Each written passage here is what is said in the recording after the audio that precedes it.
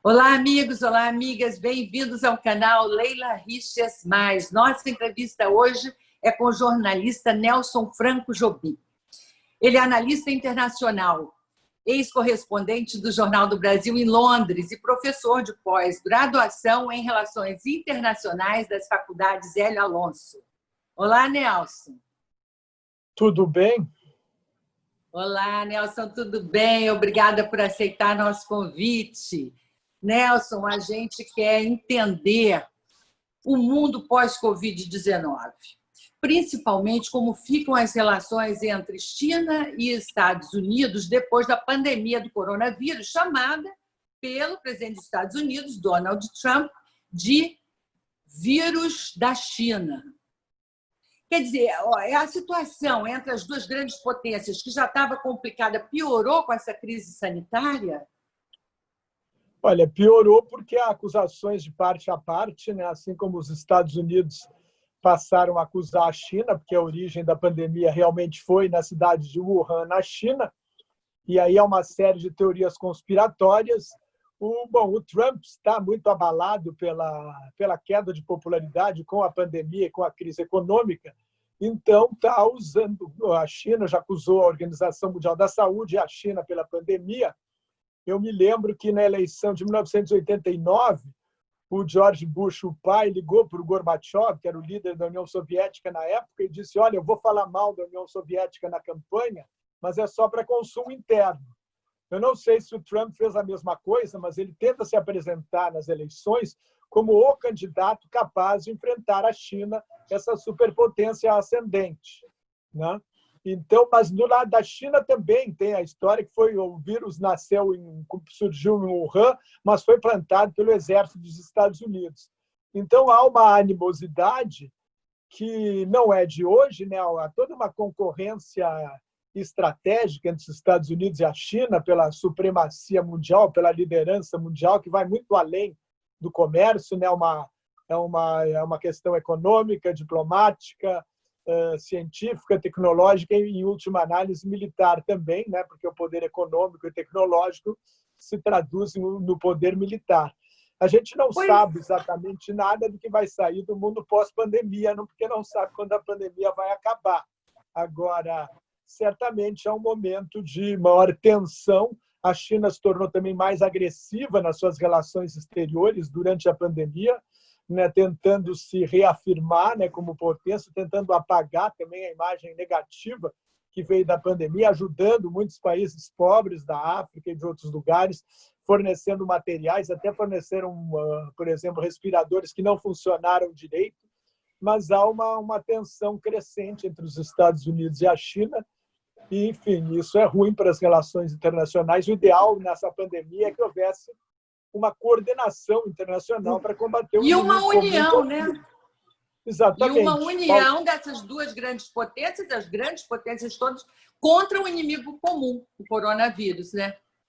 Agora, a China viveu nos últimos 40 anos o maior crescimento econômico histórico, enquanto os Estados Unidos pareciam que estavam assim, no piloto automático, certo? Pensando que seriam para sempre número 1 do mundo. Pelo menos se preocuparam com guerra do Iraque, e a China está lá. A gente pode dizer que a China pegou os Estados Unidos de surpresa, esse não crescimento, mas quando ela se estabelece como grande potência vis-à-vis com os Estados Unidos, houve um erro estratégico dos Estados Unidos não percebendo ou não agindo a tempo, só agora com o coronavírus e tal.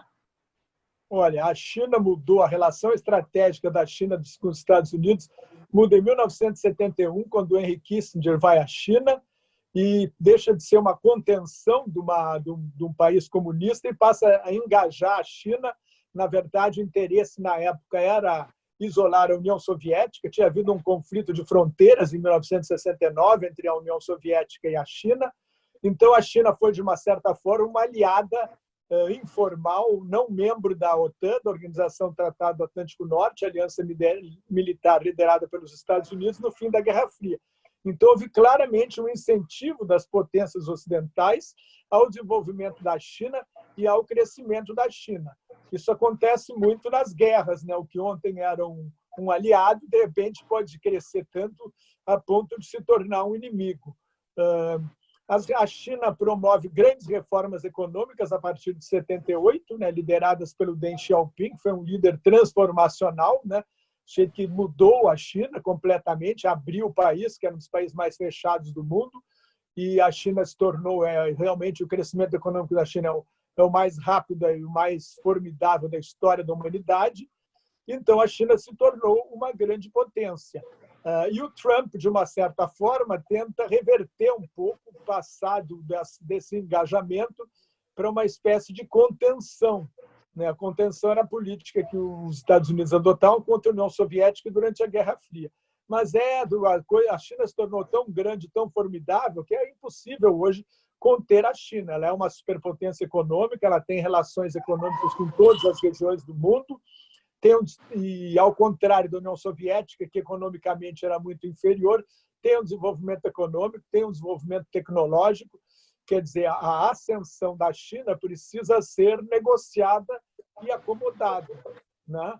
Porque tentar conter a China, né, é difícil. E, para fazer isso, os Estados Unidos precisariam manter um arco de alianças, né? E o Trump fica brigando com seus aliados tradicionais do Japão, da Europa, por exemplo. Tem essa história, ele acha que, como os Estados Unidos são o país mais rico, mais poderoso do mundo, ele pode resolver tudo no mano a mano, essa história da América primeiro, né? E não é assim que os Estados Unidos operam desde o final da Segunda Guerra Mundial, quando se transformaram numa superpotência, que é através do sistema internacional, do sistema Nações Unidas, da Organização Mundial do Comércio, FMI, Banco Mundial. Quer dizer, é o mundo que o Roosevelt, o Franklin Delano Roosevelt, foi o presidente dos Estados Unidos durante a Segunda Guerra Mundial, criou esse arco de alianças. A ideia é que os Estados Unidos, para agir no mundo, precisam de aliados, e isso os torna mais poderosos. O Trump acha que isso limita um pouco, né, uma ideia antiga, que isso limita do Partido Republicano, da direita americana, que isso limita, né, a soberania nacional dos Estados Unidos. Na mas verdade, também... precisa... Diga. Também não há assim, um ressentimento, né, dos Estados Unidos pelo fato da abertura econômica da China não ter levado à abertura do sistema político, como se os Estados Unidos se sentissem assim, meio desafiados, né, em seus valores democráticos. Ou isso é só o Trump jogando para o eleitorado dele? Olha, o Trump nem está tão preocupado assim com a democracia. Se a gente pegar esse livro do John Bolton, ex-assessor de segurança nacional, ele diz que o Trump aceita, por exemplo, a China mantém 1 milhão de muçulmanos da etnia uigur em campos de concentração ou de reeducação. Esse livro do John Bolton diz que ele, conversando com Xi Jinping, ele aceita isso.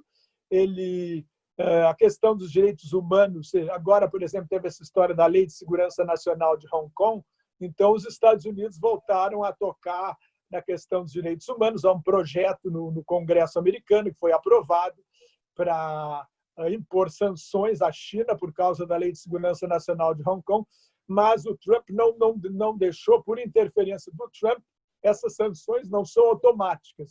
O que isso indica é que o Trump pretende usar esta questão como um instrumento de negociação, de barganha.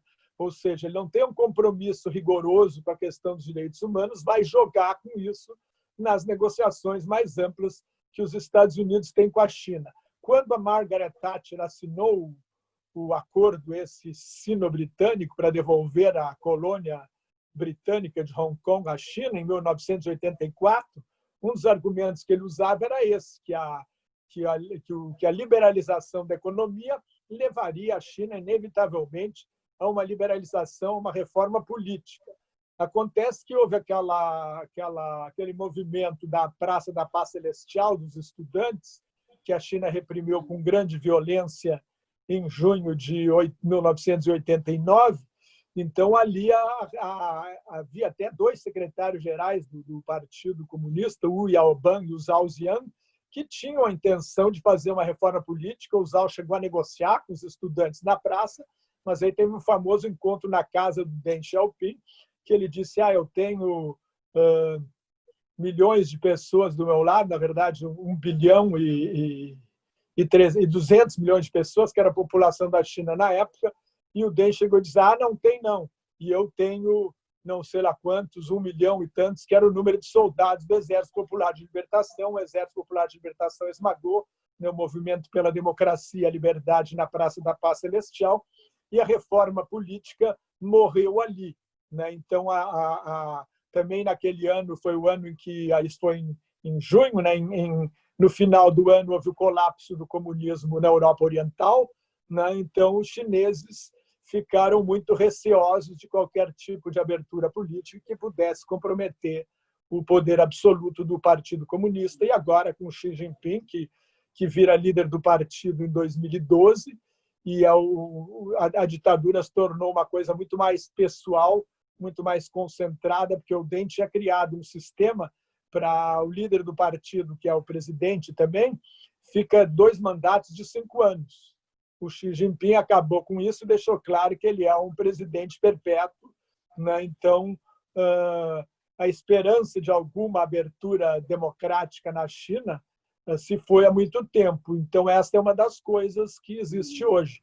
O Deng dizia: não trabalhem em silêncio, trabalhem duro, não mostrem sinais exteriores de riqueza e não se metam em conflitos internacionais. Ou seja, a China precisava ganhar musculatura para ir ter uma voz mais forte no mundo.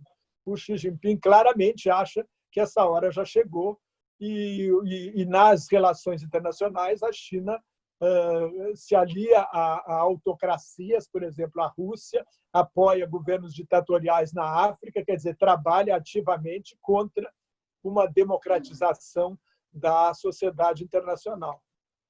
Agora, essa lei de segurança nacional que entrou em vigor ontem e que aumenta o poder sobre Hong Kong pode acabar incentivando mais revoltas na população em Hong Kong. Você acha que a comunidade internacional vai aceitar isso assim, tranquilamente, e respeitar essa segurança da superpotência da China? Não vai enfrentar Mais de 300 pessoas foram presas hoje. Hoje é 1º de julho, é o dia em que Hong Kong foi devolvida à China, em 1997. O acordo assinado com o Reino Unido previa que a China manteria o sistema, o regime mais ou menos liberal por pelo menos 50 anos, dentro da fórmula um país, 2 sistemas, né? Que foi criada pelo Deng Xiaoping, não só tendo em vista a questão de Hong Kong, mas pensando também na reunificação com Taiwan, né? que se chama República da China, né? E a China exige, né? Taiwan não é reconhecido por nenhum país do mundo que se dê com a China, porque tem a política de que só existe uma China, que é a China com sede em Pequim, lá o regime dominada pelo Partido Comunista. Houve protestos, né, no Japão, a Europa também, que tem uma negociação comercial de comércio e investimentos com a China, protestou. Agora, os Estados Unidos têm essa lei que aprovaram. Os Estados Unidos cortaram, por exemplo, as preferências comerciais que dava a Hong Kong, que Hong Kong agora não reconhecem mais a autonomia, né, que Hong Kong tinha como região administrativa especial dentro da China. E tem até uma coisa de venda de armas que os Estados Unidos proibiram. Claro que teriam que ser armas leves para a polícia, porque Hong Kong não tem o exército, né? O exército é o Exército Popular de Libertação da China.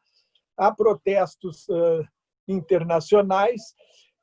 Agora, o impacto maior que a China pode sofrer é econômico, porque Hong Kong é um centro financeiro importante.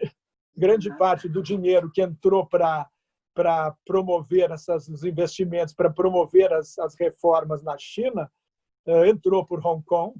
É um centro financeiro importante. Quando teve a pandemia lá em Wuhan, perdão, quando teve a pandemia lá em Wuhan, saiu uma notícia que 49% das empresas estrangeiras que operam em Wuhan têm sua sede em Hong Kong.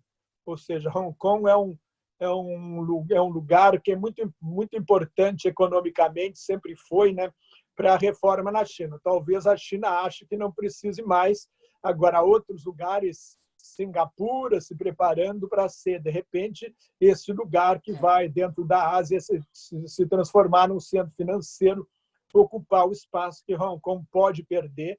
Então, o que a China mais pode perder é na questão econômica, né, na importância econômica que Hong Kong teve para todo esse extraordinário desenvolvimento econômico chinês.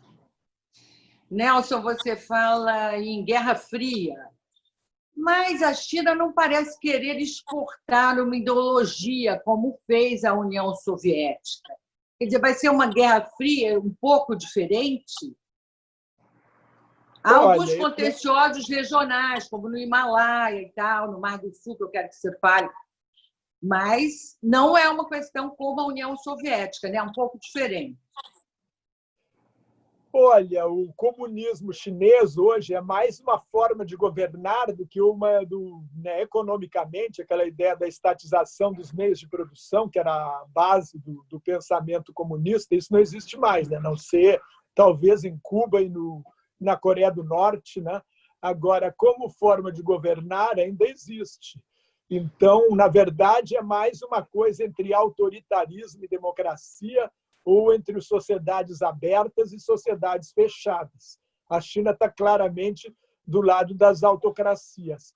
Tem uma tese que é de um professor de Harvard chamado Graham Allison, que ele fala numa coisa que chama armadilha de Tucídides. Tucídides foi o historiador da Guerra do Peloponeso. E o que ele diz é que a guerra entre Esparta e Atenas, que acabou destruindo, né, o período de ouro da Grécia Antiga, aconteceu porque Atenas não era uma potência militar, era uma potência comercial, um centro cultural, e quando, depois da guerra contra os persas, que está naquele filme 300 aí, que a gente, enfim, que foi até falado agora, tem até um grupo aí bolsonarista que chama os 300 de Brasília em relação aos 300 de Esparta.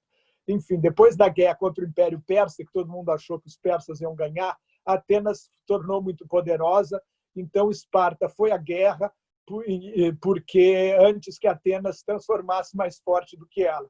E o que é essa armadilha de Tucídides? Quando há uma grande potência em ascensão e outra em declínio, há um grande risco de guerra.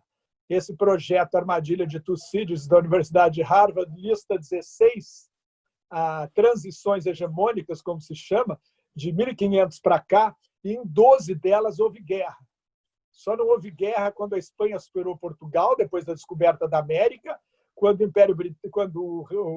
os Estados Unidos passaram o Império Britânico como potência dominante do sistema capitalista na virada do século e até a Primeira Guerra Mundial, na unificação da Alemanha e na Guerra Fria. Na Guerra Fria houve uma série de conflitos nos quintais do mundo, né? Especialmente na Ásia, mas também na América Latina, no sul da África, né? Mas não houve guerra entre Estados Unidos e União Soviética. Então, toda a ideia desse projeto é ver como será possível administrar a ascensão da China, que é um país que tem hoje 1 bilhão e 400 milhões de habitantes, que é também uma potência tecnológica e econômica, que a União Soviética não era. Quer dizer, não interessa a ninguém. Para os Estados Unidos e a China, que criaram uma interdependência econômica, interessa uma administração, e para a humanidade inteira interessa uma administração desse conflito, desses atritos que são inevitáveis, que vão haver, né? Mas, enfim, a guerra não é inevitável, mas atenção, no momento, por exemplo, temos 2 líderes nacionalistas, Trump e o Xi Jinping, que não são líderes transformacionais, não são os líderes ideais para promover esse tipo de negociação. A gente falou há pouco da questão no início, você perguntou da China com os Estados Unidos. Pelo dinheiro que empresas chinesas estão botando na campanha eleitoral americana, dá para imaginar que a China apoia o Trump. Até ontem eu estava vendo um artigo num site da Arábia Saudita, escrito por um professor da Universidade Johns Hopkins, que foi assessor do Henry Kissinger, que é quem começou a abertura dos Estados Unidos e a China. E ele diz que provavelmente a China acha que o Trump é melhor, porque o Trump acentua o declínio dos Estados Unidos, mina o valor da democracia e também desprestigia e atrapalha a aliança ocidental, a aliança dos Estados Unidos com a Europa, com o Japão, né, que, enfim, a aliança das grandes potências capitalistas e democráticas que, em algum momento, podem se unir, né, para tentar fazer algum tipo de contenção da China, especialmente se a China se transformar numa potência muito agressiva. Agora, no tabuleiro geopolítico do planeta, a gente vê a emergência dos nacionalismos, né? Uma emergência muito forte, como na Índia, na Hungria, Turquia. Esses países não vão aceitar uma hegemonia de nenhuma das grandes potências, né? Você não acha? Olha, acho que isso também vai conter um pouco. Essa emergência dos nacionalismos extremados é fundamentalmente contra o chamado globalismo, né? Contra o aumento, né, do poder das instituições internacionais e dos mecanismos de governança global. Eu diria que o Trump, né, ao minar essa ordem internacional liberal criada pelos Estados Unidos a partir do Roosevelt, o mundo por Trump, a visão geopolítica do Trump é de um mundo dividido, é do mundo da era dos impérios, anterior à Primeira Guerra Mundial, um mundo dividido entre esferas de influência das grandes potências militares, que hoje são os Estados Unidos, a China e a Rússia. Esse mundo pré-1914 não é bom para as relações internacionais, né? Essa ascensão de regimes ou de governos de ultranacionalistas de extrema-direita é uma coisa que é um fenômeno muito ligado, claro, começa lá com das antigas repúblicas da Iugoslávia, tem até um conceito do Farid Zakaria, que tem um programa na CNN, que é democracia antiliberal. São governos que se elegem com as regras da democracia, mas usam os instrumentos da democracia para minar as liberdades democráticas, atacar a liberdade de imprensa, a independência do judiciário, os direitos das minorias. Então, isso aconteceu na antiga Iugoslávia. Tem o Putin hoje, que conseguiu aprovar num referendo e pode ficar até 2036, vai ficar mais tempo que o Stalin e que a maioria dos governantes da história da Rússia.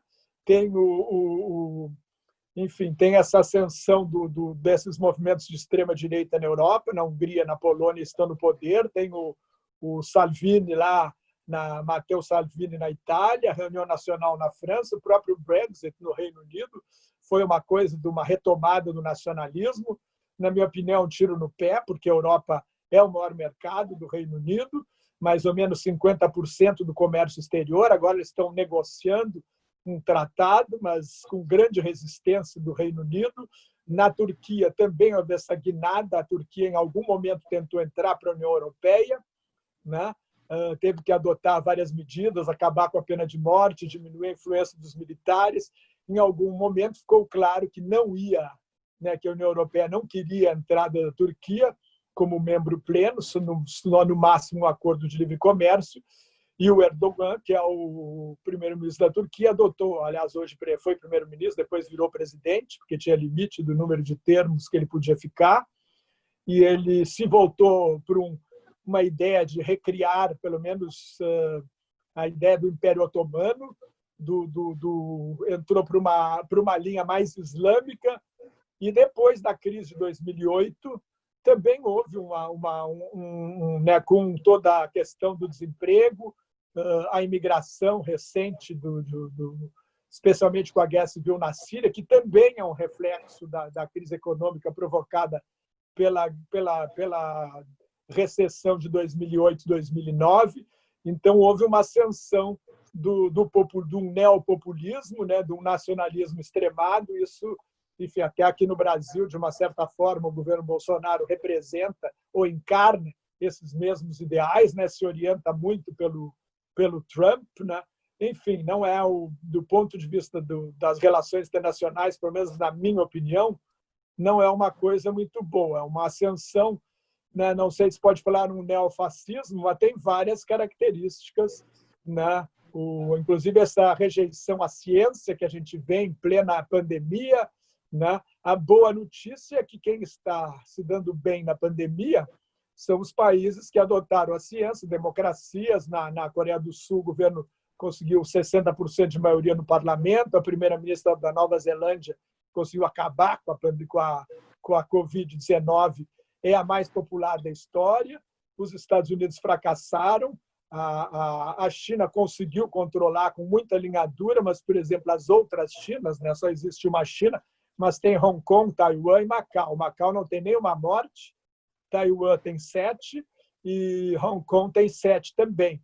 Então, esses pequenos bolsões democráticos, muito pequenos, muito mais fáceis de controlar a pandemia do que num país gigantesco como a China, mas com transparência, com apoio à ciência, à razão, à racionalidade, conseguiram resultados muito melhores. A Angela Merkel também, na Alemanha, né? Ou seja, apostaram na ciência, na democracia, na transparência, e aí, enfim, isso foi uma coisa... Na pandemia, as democracias saíram melhor. Outra coisa também que eu acho positiva em relação ao resgate da democracia é o movimento antirracista, né, que surgiu, que começou nos Estados Unidos com o assassinato do George Floyd, se espalhou pelo mundo, que é o povo na rua pressionando os governos para fazer ouvir a sua voz e, enfim, tratar de questões fundamentais, né, como, né, o que está na frente é o racismo, mas tem também toda a questão da desigualdade, né, não só racial, como social também, que veio à tona com a pandemia. E o alinhamento, como você falou há pouco, do Brasil com os Estados Unidos, o alinhamento ideológico, tem que ter cuidado, né? Porque a China compra, sim, 1/3 de tudo que a gente exporta. O Brasil deve se comportar como, né, frente a essa situação, e o que pode acontecer se o Joe Biden ganhar a eleição presidencial nos Estados Unidos em novembro.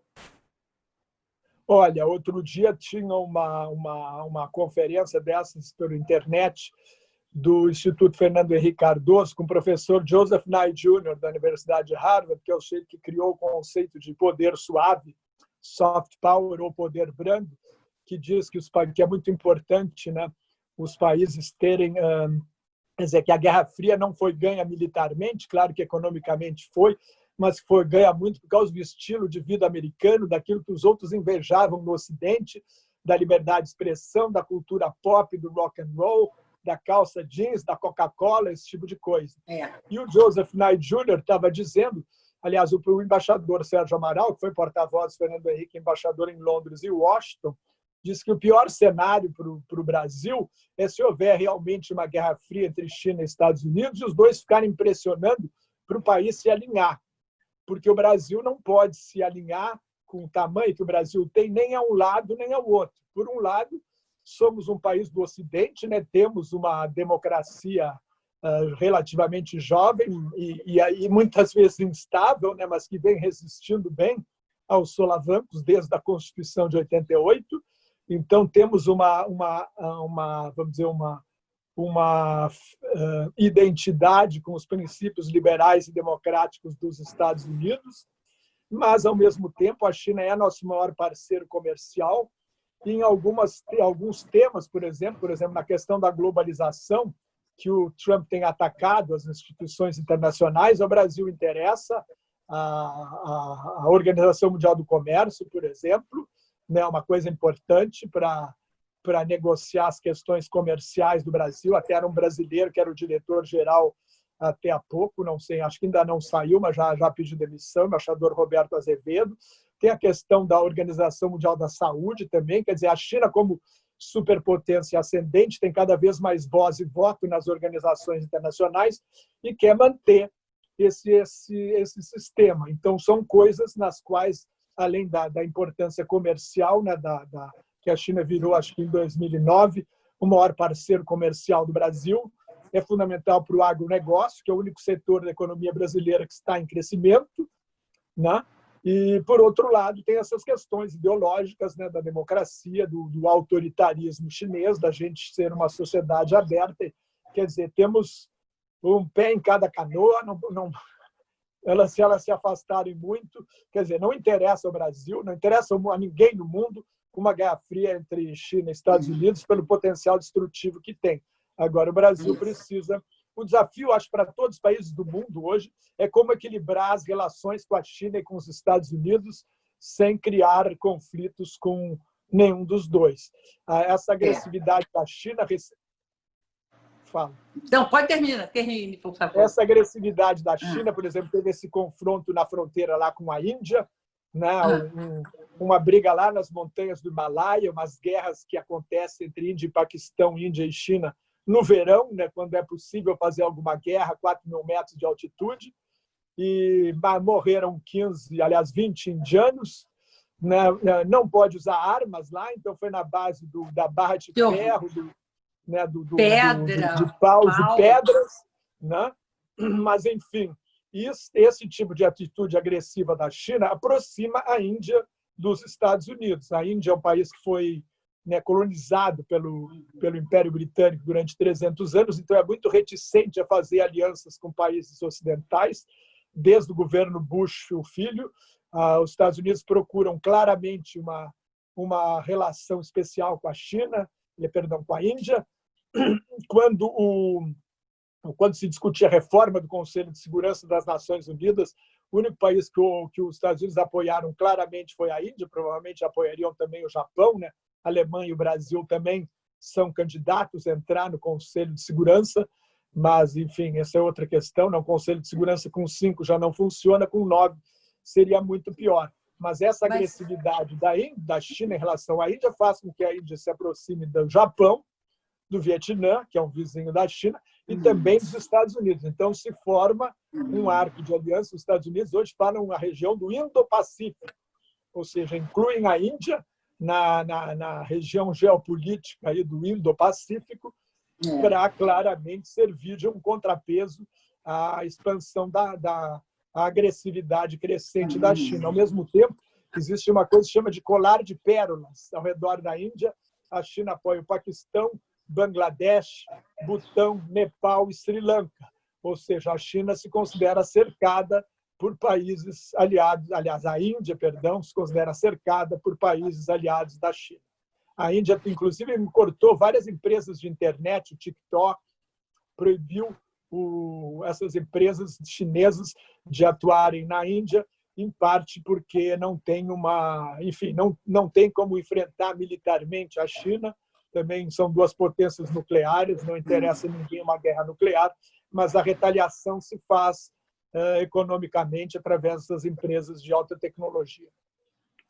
Nelson, uma questão aqui para a gente finalizar, que não diz respeito, né, diretamente à guerra entre China e Estados Unidos, mas muito importante para nós brasileiros. A França pressiona contra o acordo entre Mercosul e União Europeia, com críticas à postura do Brasil, principalmente em relação ao meio ambiente. Há 2 semanas, investidores de 9 países que administram um fundo de 3 trilhões de dólares divulgaram uma carta com crítica ao desmatamento da Amazônia, entre outras ameaças ao meio ambiente, direitos civis, direitos humanos e tal. E o Trump ainda diz, como você disse há pouco, e ele mesmo diz que o Brasil é um mau Bolsonaro, é um mau exemplo na liderança na pandemia. Na sua opinião, o Brasil está virando assim, um pária internacional? Olha, tem que dar uma acertada nesse comportamento do Bolsonaro? Eu até dei uma entrevista semana passada sobre a imagem do Brasil no exterior, e a imagem do Brasil no exterior, falei até com um colega inglês, professor e jornalista, que foi correspondente do Guardian, fez uma biografia do Getúlio e outra do Lula, e ele acha que a imagem do Brasil no exterior nunca foi tão ruim. Porque no tempo da ditadura militar, toda a América Latina, com exceção de Costa Rica, Colômbia, Venezuela e México, México era uma ditadura civil, era governada por ditaduras militares. Então, era aquela coisa, são países atrasados, de terceiro mundo, ficava tudo no mesmo saco. Agora, hoje em dia, o Brasil, a partir da Conferência do Meio Ambiente, da Rio 92, né, o Brasil assumiu um papel mais importante, né, no cenário internacional. o governo Fernando Henrique fez muita questão de apresentar o Brasil como um parceiro confiável das relações internacionais. No governo Lula também, o Brasil, nos governos, teve uma presença internacional importante, por exemplo, nas negociações do clima, inclusive do Acordo de Paris. E o Bolsonaro vai na contramão de tudo isso, na questão do clima, e especialmente na questão da questão da floresta amazônica e também na proteção às minorias indígenas. Nesse domingo teve eleições municipais na França e houve uma onda verde. Os verdes ganharam nas principais cidades, não ganharam em Paris e Marselha, mas apoiaram candidatos socialistas que ganharam as eleições. No dia seguinte, o Macron recebeu no Palácio do Élysée uma chamada Convenção Cidadã pelo Clima, e que apresentou não sei lá quantas, das 149 reivindicações, ele só rejeitou 13. E aí foi perguntado sobre o Brasil e disse que a França não apoia o acordo de livre comércio entre a União Europeia e o Mercosul, enquanto o Brasil não cumprir os seus compromissos de preservação da floresta amazônica. Agora, do outro lado, há uma grande força protecionista dos agricultores franceses. Então, tem gente que diz também que é uma boa desculpa.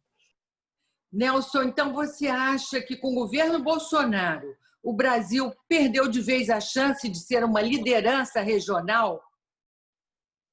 Olha, liderança regional é difícil, porque, por exemplo, com a Argentina, os funcionários da embaixada em Buenos Aires têm orientação de manter o mínimo contato possível com o Palácio San Martín. O próprio presidente do Uruguai, que é de centro-direita, se afastou completamente de qualquer relação, não quer o apoio do Bolsonaro.